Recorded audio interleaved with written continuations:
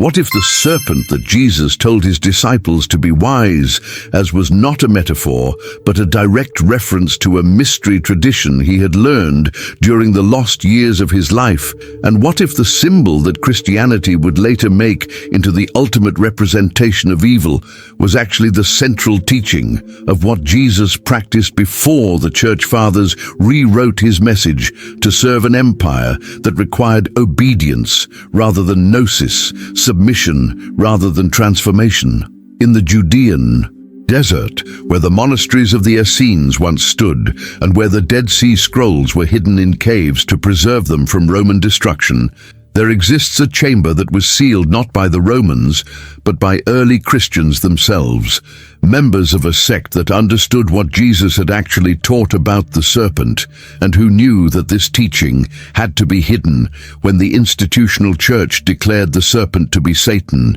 and transformation to be rebellion against God's unchanging order. In the spring of 2004, a biblical scholar named Father Thomas Castellan was studying newly discovered fragments from the Nag Hammadi library when he noticed something that had been overlooked by previous translators. A reference in the Gospel of Philip to the way of the serpent that the Master learned in the land of the two rivers and brought back to his own people, teaching that the fall was actually the rising, and that the fruit of knowledge was the gift of the mother who loved her children. Too much to leave them in ignorance. The reference was brief and encoded in language that seemed designed to hide its meaning from casual readers, but Thomas recognized it immediately as connected to serpent worship traditions that predated Christianity by thousands of years, practices that honored the serpent as the symbol of wisdom,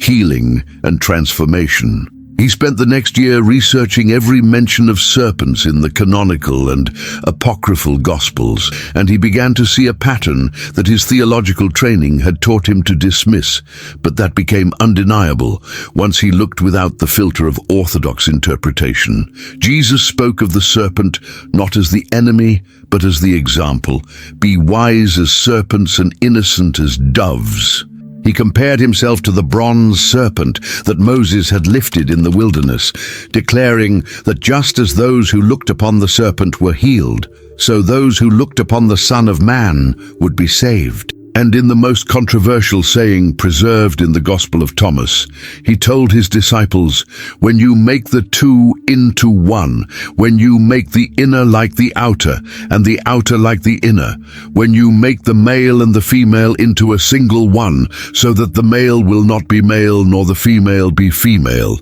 then you will enter the kingdom." Thomas understood that this was serpent wisdom, the teaching of transformation and transcendence of dualities that the serpent represented in every ancient culture that had honored it before the monotheistic religions declared it demonic. The serpent shed its skin and was reborn. The serpent moved between earth and water, between darkness and light, between the underworld and the surface world. The serpent represented the Kundalini energy that coiled at the base of the spine and that could rise through the chakras to produce enlightenment. The serpent was the original teacher in Eden, bringing the knowledge of good and evil that made humans conscious, that transformed them from innocent animals into beings capable of moral choice and spiritual evolution. But where had Jesus learned this? The Gospels were silent about the years between his childhood and his ministry, the decades when he disappeared from the biblical narrative only to return as a fully formed teacher with knowledge that astounded the rabbis and challenged the authorities. Thomas found references in early Christian writings that the church had suppressed, texts that spoke of Jesus traveling to Egypt to study with the priests of Thoth, to Persia to learn from the Zoroastrian magi, to India to sit with the yogis who taught the serpent power of Kundalini. And he found one text, a fragment so controversial that it had been deliberately excluded even from the Gnostic collections, that claimed Jesus had spent 7 years in Mesopotamia learning the mysteries of the ancient serpent goddess Tiamat, the dragon mother who had been slain by the patriarchal gods, but whose worship continued in secret among those who remembered the old ways. The fragment gave directions to a chamber where the complete teaching had been preserved, encoded in language that only those who understood the serpent mysteries could decipher. Thomas followed those directions into the Judean desert, hiking for 3 days through terrain that tested his aging body, but that felt strangely familiar, as though he had walked this path before in other lifetimes. And on the evening of the 3rd day, he found the entrance exactly where the fragment had indicated, a narrow opening in a cliff face that was invisible from any angle except one specific approach at sunset, when the light struck the stone in a way that revealed the carved serpent that marked the threshold. He entered with a flashlight and a prayer, descending through passages that twisted like the coils of a serpent, and he emerged into a chamber that took his breath away. The walls were covered with images that combined Christian iconography with serpent symbolism in ways that would have been declared heretical by any church council. But that made perfect sense to Thomas's eyes,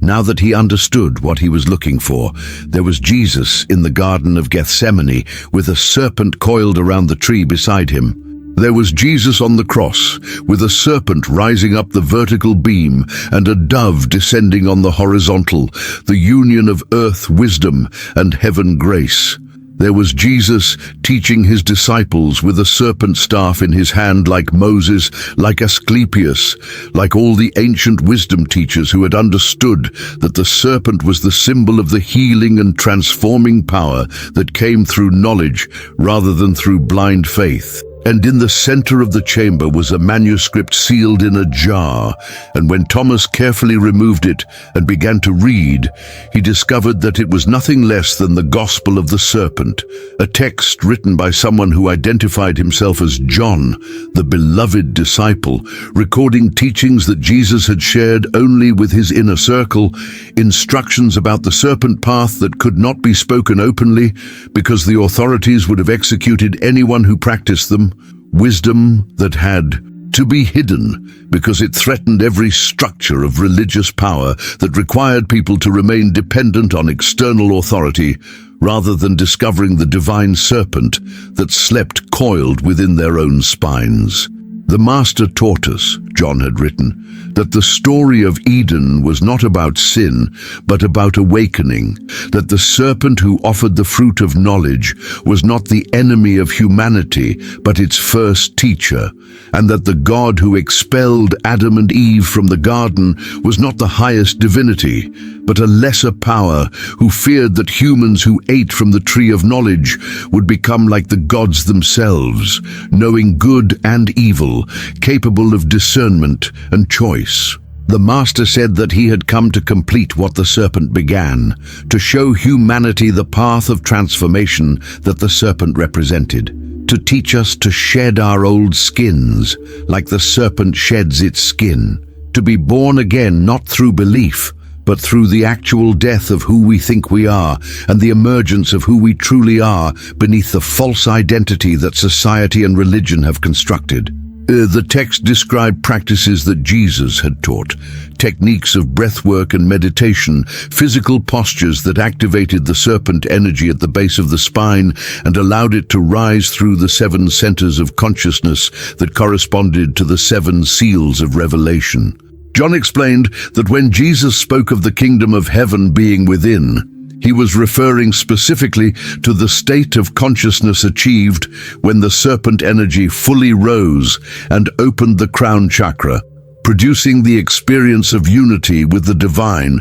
that the mystics of all traditions had described, but that institutional religion had declared impossible or heretical because it bypassed the need for priestly mediation. The Master showed us the way of transformation, John wrote, but he warned us that this teaching would be suppressed by those who came after, who would build a church on his name, but would reject his actual practice, who would make him into a god to be worshipped rather than a teacher to be emulated, who would declare that only he could achieve union with the divine, when he had actually taught that this union was the birthright of every human soul willing to walk the serpent path of death. And rebirth, of shedding and renewal, of descent into darkness and emergence into light. If you enjoy these kinds of stories, make sure to like this video, subscribe to our channel, and turn on the notification bell so you never miss any of our content. And tell us in the comments where you're watching from.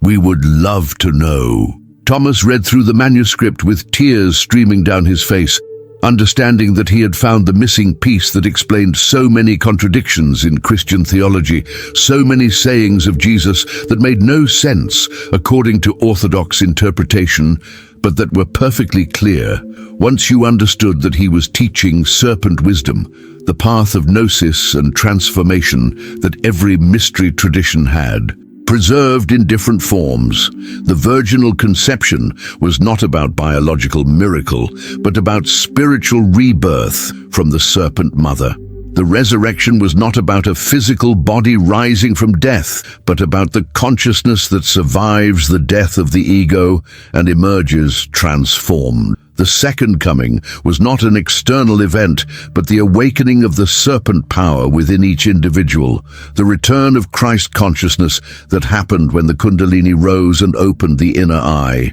But the text also documented the suppression that began almost immediately after Jesus' death, how the disciples who had received the serpent teaching were gradually marginalized by those who wanted to create an institutional religion that could align with Roman power, how the gospel of the serpent was declared heretical and ordered destroyed, how anyone who practiced the serpent path was hunted down and executed as a heretic and a devil worshipper. John described going into hiding, watching as the message he had devoted his life to preserving was twisted into its opposite, the serpent made into Satan, the path of transformation made into the path of damnation, the teacher who had said, "Know the truth and the truth will set you free," made into the figurehead of a religion that required unquestioning belief and absolute obedience to authorities who claimed to speak for God. "I write this testimony," John concluded,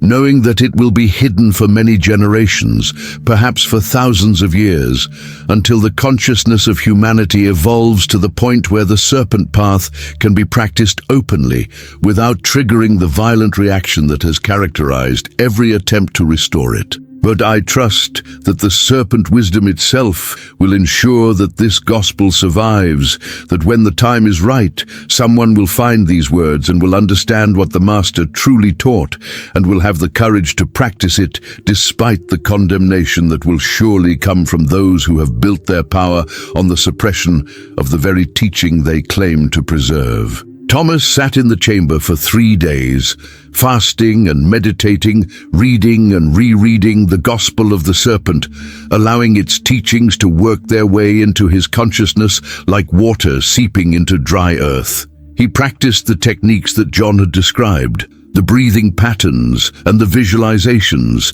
the activation of the serpent energy that he had been taught to fear as demonic, but that revealed itself as divine when approached with proper intention and guidance. And on the third night, he had an experience that shattered every remaining barrier between his intellectual understanding and his direct knowing. The serpent energy rose through his spine like lightning-seeking sky, and as it moved through each center of consciousness, he felt layers of false identity dissolving, constructs of thought and belief that he had mistaken for his true self burning away in the fire of transformation. When it reached the crown of his head, he experienced what the mystics called unity consciousness, the dissolution of the boundary between self and other, between human and divine, between the individual soul and the universal spirit. And in that state, he encountered not an external God sitting on a throne in heaven,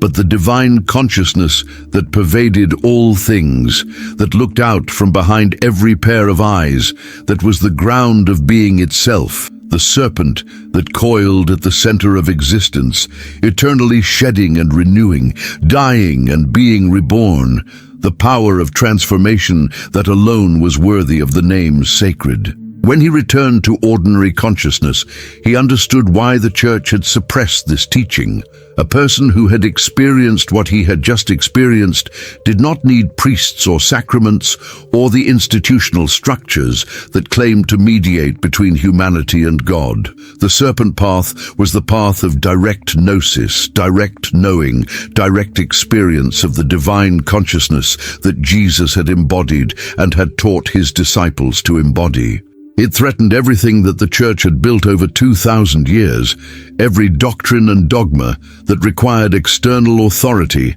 and internal submission. He knew he could not publish what he had found without being excommunicated and probably prosecuted for heresy, even in the modern world where such charges were no longer officially recognized. But he also knew he could not simply hide the gospel of the serpent again and pretend he had never read it. The teaching was alive in him now, burning like the serpent fire that coiled at the base of his spine, demanding expression even if that expression had to be indirect, encoded, shared only with those who were ready to receive it. He spent the next 5 years teaching in secret, gathering students who felt called to the serpent path, guiding them through the practices that John had preserved and that Jesus had taught. He showed them how to work with the Kundalini energy safely, how to activate the serpent power without the explosive release that could overwhelm an unprepared nervous system. He taught them to see the serpent references in the Gospels that orthodox interpretation had dismissed or explained away, to recognize that Jesus was working in a tradition that stretched back through Moses and the bronze serpent, through the Egyptian wisdom schools and the Sumerian goddess temples, all the way back to the original serpent wisdom that had been humanity's first spiritual teaching. And he watched as his students transformed, fear giving way to love, judgment giving way to compassion, the desperate grasping for salvation giving way to the recognition that they had never been separate from the divine, that the fall was not a historical event, but a condition of consciousness that could be reversed through the serpent path of death and rebirth, of shedding the false self and emerging as the true self that had been hidden beneath layers of conditioning and fear. In his final years, as cancer began to consume his body but left his consciousness more luminous than ever, Thomas returned to the chamber in the desert and added his own testimony to John's, writing an account of how he had found the gospel of the serpent and what practicing its teachings had revealed to him. He explained that the suppression of the serpent wisdom was not just about controlling religious practice, but about preventing humans from discovering their own divine nature, from recognizing that transformation was possible, that consciousness could evolve, that the kingdom of heaven was not a reward granted after death, but a state of being accessible through the practices that the serpent symbolized. "I have walked the serpent path," Thomas wrote, "and I have discovered what Jesus discovered, what the Buddha discovered, what every enlightened being throughout history has discovered, that the separate self is an illusion, that the divine consciousness is the only reality, and that the purpose of spiritual practice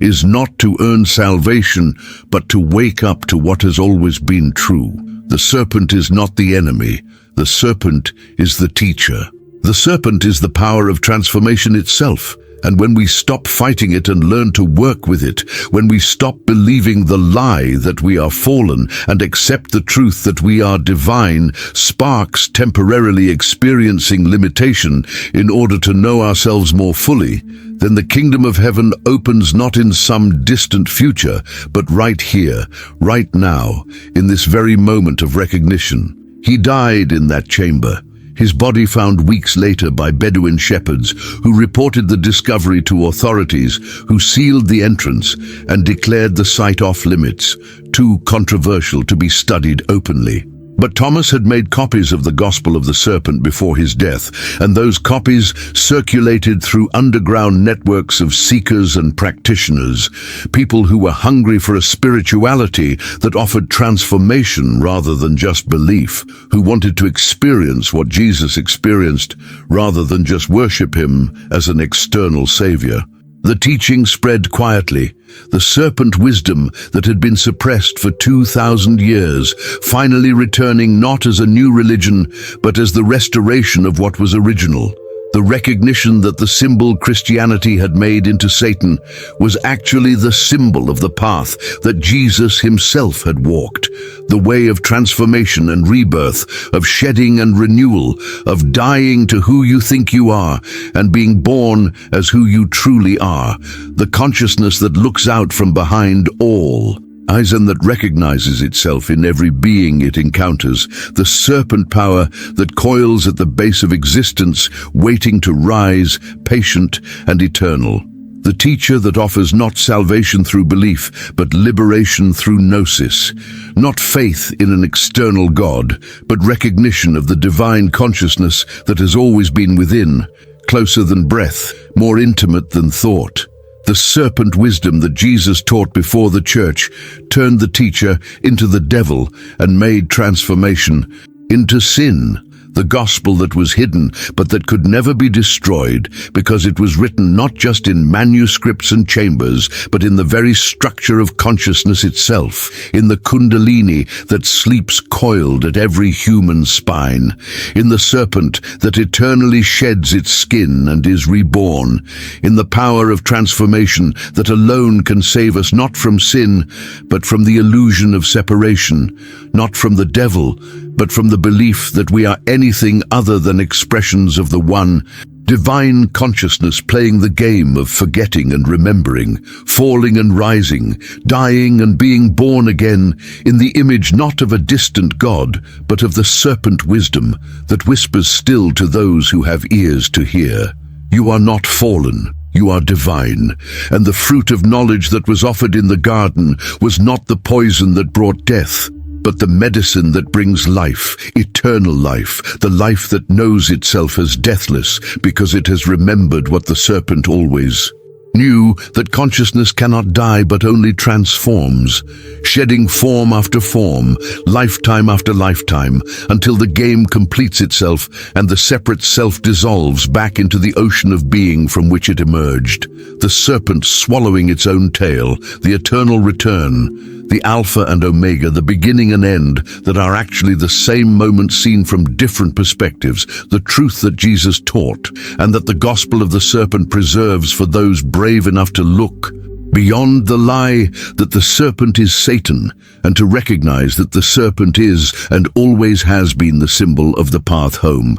And if you like this story, you will definitely love the next one that's appearing on your screen. Don't forget to subscribe to our channel, leave your like and activate the notifications. See you in the next one.